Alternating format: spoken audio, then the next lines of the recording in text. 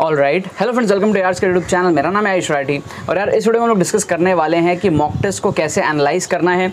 आप लोग जब भी मॉक टेस्ट को देते हो, बहुत सारे स्टूडेंट्स ऐसे हैं जो मॉक टेस्ट दे देते हो घर के अंदर में या फिर कोचिंग में, और फिर उसके जो सॉल्यूशंस वगैरह है उसको बिल्कुल भी देखते नहीं हो, एनालाइज नहीं करते, उससे कैसे आपका इंप्रूवमेंट होगा, ये सारी चीज़ें जो है मैं इस वीडियो में आपको बताने वाला हूँ। अगर आप JEE 2023 का एग्जाम दे रहे हो या फिर आगे 24, 25 कोई से भी साल का एग्जाम दे रहे हो, मॉक टेस्ट का आपको एनालिसिस करना आना चाहिए, जब भी आपका इंप्रूवमेंट होगा। बहुत सारे मिस्टेक्स मैंने भी करी थी, उन सारी चीज़ों के बारे में बात करेंगे। तो जल्दी से इस वीडियो को लाइक करके चैनल को सब्सक्राइब करके यार स्क्वाड का हिस्सा बन जाओ। उम्मीद करते हैं कि आपको ये वीडियो पसंद आएगी।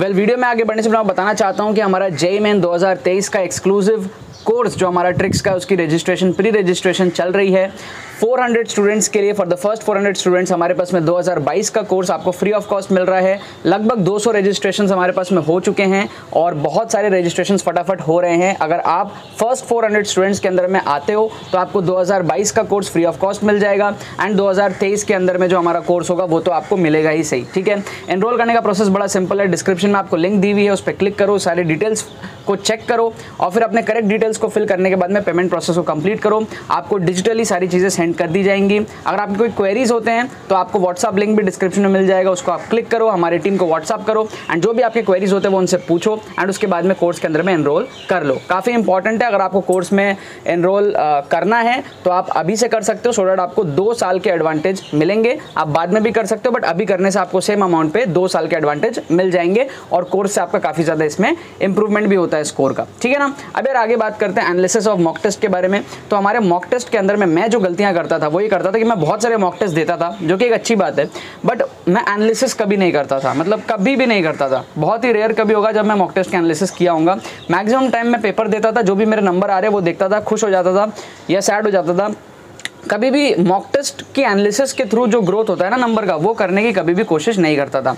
जब आप मॉक टेस्ट दोगे ना, मैं आपको सजेशन दे रहा हूँ अपने एक्सपीरियंस के बेस पर, जो गलतियाँ कर ली उसके बाद कि भाई मॉक टेस्ट देने के बाद में आप चेक करा करो आपने अटेम्प्ट कितना करा, ठीक है, आपने सही कितना करा, कितने क्वेश्चन में आपने गेस वर्क करा, कितने क्वेश्चन में आपने सॉल्व करके अटेम्प्ट करा।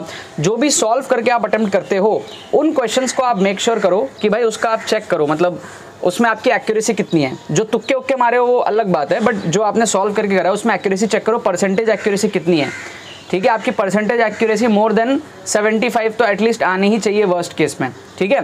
तो अगर आपने मान लो आपने 10 क्वेश्चन अटेम्प्ट किया तो 7-8 क्वेश्चन उसमें से सही होने चाहिए। अगर ऐसा है तो ठीक है, अगर उससे कम है इसका मतलब आपकी एक्यूरेसी कमज़ोर है, उस पर आपको काम करना है। तो ये चीज़ हमेशा चेक करा करो। फिर चेक करा करो कि आपके मार्क्स कितने आ रहे हैं, टोटल जितने मार्क्स आ रहे हैं उसमें चेक करो ट्रेंड के हिसाब से कि आपकी क्या रैंक बनती है। आप क्वालिफाई करते हो कि नहीं करते हो, क्वालिफाई करते हो तो क्या रैंक आपकी बनती है, आपको कहाँ तक लेकर के जाना है, इसका एस्टिमेशन आपके पास में होना चाहिए। फिर आपको क्या करना है, आपको जो जो क्वेश्चंस आपसे सॉल्व नहीं हुए हैं उनमें से देखना है कि भाई कौन कौन से क्वेश्चन की आपने थ्योरी पढ़ रखी है, कौन कौन से की थ्योरी नहीं पढ़ रखी है। जिन जिन की थ्योरी पढ़ रखी है उसका तो आप सोल्यूशन देख लो कि क्वेश्चन सॉल्व क्यों नहीं हुआ, और जिनका आपने थ्योरी नहीं पढ़ा है उनको आप क्या करो, उनकी थ्योरी वगैरह पढ़ना स्टार्ट करो, उन चैप्टर्स को आप जो है अंडरस्टैंड करना स्टार्ट करो। इससे क्या होगा, टारगेट अपना बना के चलो कि कोई भी मॉक टेस्ट आप दे रहे हो, मान लो आपके 100 नंबर आए, कोशिश करो अगले में आपके नंबर बढ़े, 2-3 क्वेश्चन आप एक्स्ट्रा सॉल्व करो, ठीक है।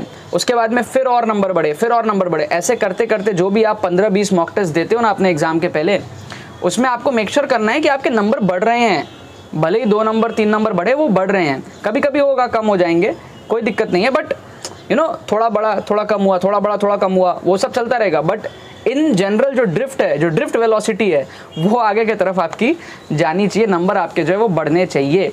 ये पर्पस होता है मॉक टेस्ट का। मैंने यही गलती करी थी, मेरे एनालिसिस ऑफ मॉक टेस्ट की वजह से नंबर कभी बढ़े ही नहीं, क्योंकि मैंने एनालिसिस करी नहीं। जो क्वेश्चंस मेरे से नहीं बनते थे वो मैं सॉल्यूशंस देखता ही नहीं था। ये बहुत बड़ी गलती है। एक्यूरेसी वगैरह मेरी ठीक थी, तो अगर आपकी एक्यूरेसी खराब होगी तो वो भी आपको यहाँ पर पता चल जाएगा। बट एनालिसिस करना आपके लिए बहुत ज़्यादा ज़रूरी है। और एनालिसिस जितने टाइम में आप पेपर देते हो ना, 3 घंटे, कोशिश करो डबल टाइम अगर हो पाए तो 6 घंटे आप एनालिसिस करो, उससे बहुत तगड़ा इम्पैक्ट पड़ेगा अगर आप कर पाओगे तो। नहीं तो कम से कम 3 घंटे तो एनालिसिस करना ही है। जितना टाइम पेपर दे रहे हो उतना टाइम आपको एनालिसिस भी करना है। हम लोग क्या बहुत आलसी है, पेपर दे दिया, जितना चीज़ आया कर लिया, फिर एनालिसिस की तरफ में नहीं जाते। इसीलिए मैं बार बार बच्चों को रिमाइंड करता हूँ कि analysis of mock test is equally important जितना आप मॉक टेस्ट दे रहे हो उससे, ठीक है ना, उसके बराबर या फिर उससे ज़्यादा इंपॉर्टेंट भी आप मान सकते हो, क्योंकि ग्रोथ आपका उसी से होता है। क्या वो बात समझ में आ रही है? ठीक है ना। बाकी तो बस यही बात है। बहुत बहुत धन्यवाद मेरे साथ जुड़ने के लिए। बने रहिए यार।